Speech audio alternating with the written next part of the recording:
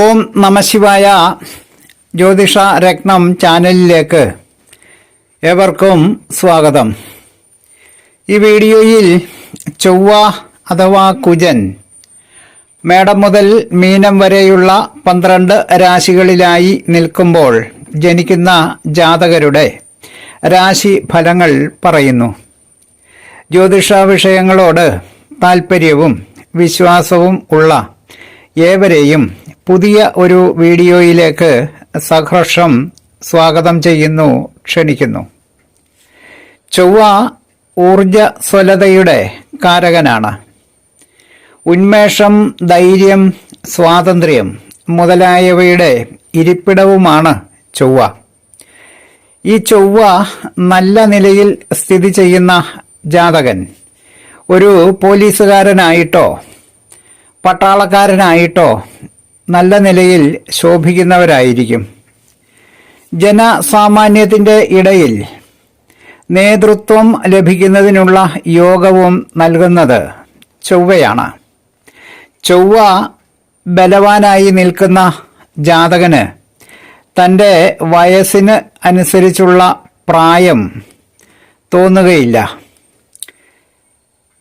ചൊവ്വാഴ്ച ദിവസം ജനനം ഉണ്ടാകുമ്പോഴും വർഗോത്തമം ചെയ്ത് നിൽക്കുമ്പോഴും ചൊവ്വയുടെ സ്വന്തം ദ്രേക്കാണത്തിലും സ്വവർഗസ്ഥിതി ഉള്ളപ്പോഴും സ്വക്ഷേത്രങ്ങളായ മേടം, വൃശ്ചികം എന്നീ രാശികളിൽ നിൽക്കുമ്പോഴും ഉച്ചരാശിയായ മകരത്തിൽ നിൽക്കുമ്പോഴും മീനം രാശിയിൽ നിൽക്കുമ്പോഴും ദക്ഷിണായനത്തിലും രാത്രിയിലും രാശിയുടെ ആദി ദ്രേക്കാണത്തിലും ലഗ്നം തുടങ്ങി 10ാം ഭാവത്തിലും ചൊവ്വയ്ക്ക് പ്രത്യേക ബലമുള്ള സ്ഥിതികളാണ്.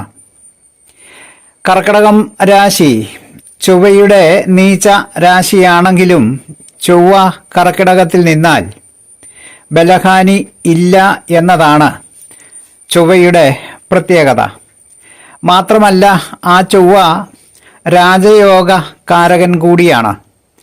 ചൊവ്വയ്ക്ക് മാത്രമാണ് ഇങ്ങനെയൊരു പ്രത്യേകത ഉള്ളത്. നീച രാശിയിൽ നിൽക്കുമ്പോൾ ബലമുണ്ട് എന്നത്. അടുത്തതായി ജനന സമയത്ത് ചൊവ്വ ഓരോ രാശിയിലും നിൽക്കുമ്പോൾ ഉള്ള ഫലങ്ങൾ പറയാം.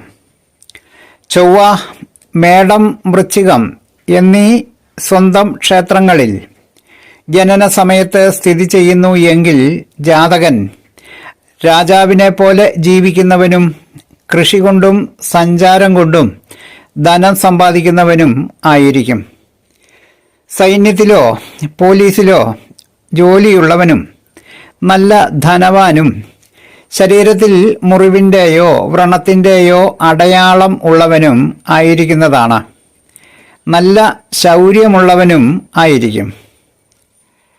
അടുത്തത് ശുക്രന്റെ സ്വന്തം ക്ഷേത്രങ്ങളായ ഇടവം രാശിയിലോ തുലാം രാശിയിലോ ജനന സമയത്ത് ചൊവ്വ സ്ഥിതി ചെയ്യുന്നു എങ്കിൽ ജാതകൻ ഒരു സ്ത്രീജിതനായിരിക്കുകയും ബന്ധുജനങ്ങൾക്ക് അനുകൂലൻ അല്ലാത്തവനും ജാലവിദ്യയിൽ നല്ല അറിവുള്ളവനും വാക്കും മനസ്സും രണ്ടുവിധം ആയിരിക്കുന്നവനും അലങ്കാരങ്ങളോട് നല്ല പ്രിയമുള്ളവനും ആയിരിക്കും.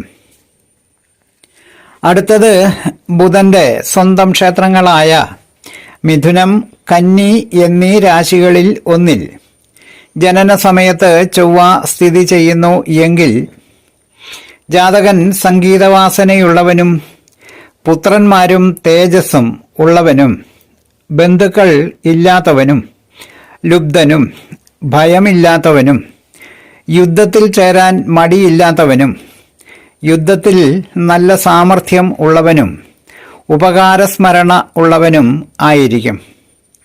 അടുത്തത് ചന്ദ്രന്റെ സ്വന്തം ക്ഷേത്രമായ കർക്കിടകത്തിൽ ജനന സമയത്ത് ചൊവ്വ നിൽക്കുന്ന ജാതകൻ നീചഭംഗ രാജയോഗമുള്ളവനാണ്.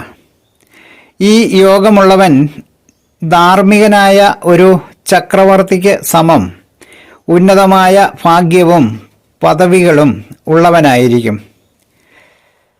അടുത്തത് സൂര്യന്റെ സ്വന്തം ക്ഷേത്രമായ ചിങ്ങം രാശിയിൽ ചൊവ്വ നിൽക്കുമ്പോൾ ജനിക്കുന്ന ജാതകൻ ഏത് ക്ലേശങ്ങളെയും സഹിക്കുന്നവനും ധനമില്ലാത്തവനും മലനാടുകളിൽ താമസിക്കുന്നവനും ഭാര്യ ഉണ്ടാകുവാനും പുത്രന്മാർ ഉണ്ടാകുവാനും വളരെയധികം വിഷമിക്കുന്നവനും ആയിരിക്കും.